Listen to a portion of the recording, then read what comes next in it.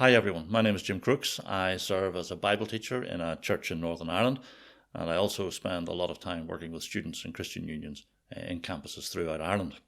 Now, I've been asked to address the question, if God is really out there, why doesn't he just make himself clearer? If God did in fact give Moses the Ten Commandments, why did he not engrave them in huge letters on the moon? Why has he not stamped the words "made by God" in every cell? Christians assert that God is truthful and good. If that is true, then it would be the duty of a good God to communicate to us in a clear and unambiguous way. But we live in a world that is ambivalent about God's existence. By refusing to give us overwhelming evidence that he does in fact exist, God stands accused of contributing to unbelief. Therefore, it is argued he cannot be good. I'm going to make 4 points in response to that charge. And the first one is that God has revealed himself in reality. The universe signals to us that there is a creator.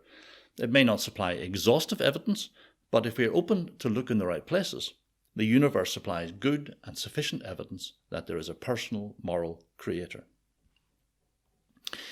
We need only consider the origin of the universe, the fact that it has been fine-tuned to support biological life, and our internal moral sensibilities to encounter that sort of evidence. The fact that that evidence is not utterly overwhelming leads me to my second point. God's purpose is for us to know him. If Christianity is true, then it is a matter of relative indifference to God whether or not people believe that he merely exists. God is interested in a personal, saving relationship with people. He wants us to trust him, know him, and love him. A relationship like that could never be formed through coercion.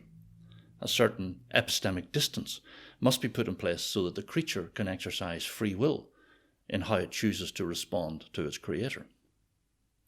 The Danish philosopher Søren Kierkegaard told a parable about a king who fell in love with a poverty-stricken young woman. How was he to know that the girl actually returned his love? The king had to hide a great deal of himself from the girl in order for an authentic person-to-person relationship to form. Now, the argument here is that it is illogical to consider the hiddenness of God in isolation from the purposes of God. My third point is that God has revealed himself in history. The central assertion of Christianity is that God has entered his own universe as a man. In Jesus Christ, God comes close to us. He allows us to find out what God is really like. That required God to enter into space-time. He came to a particular place at a particular time. But he didn't just arrive unannounced. His life really only makes sense when situated within the intellectual framework written into history by God centuries beforehand. The Christian then claims that the Bible has been constructed to allow anyone from any time and any place to encounter God through Jesus Christ. My final point is that we can only encounter God on his terms. The Bible asserts that what we describe as God's hiddenness is partially caused by a problem within us.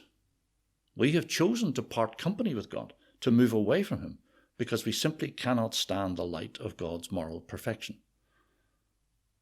We suffer from moral myopia.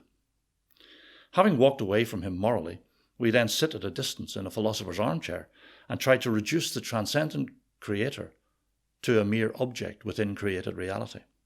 We try to encounter him as a mere scientific hypothesis that we can evaluate. Now, when you think about it, that is a pretty arrogant attitude to adopt. In Christian thought, we must seek after God with all our hearts. In other words, the whole person, not just the mind, must go on the journey to God. All of us, including our moral baggage, must be prepared to face up to God. And it is that thought which brings us back to Jesus Christ. There is something really profound about his death on the cross.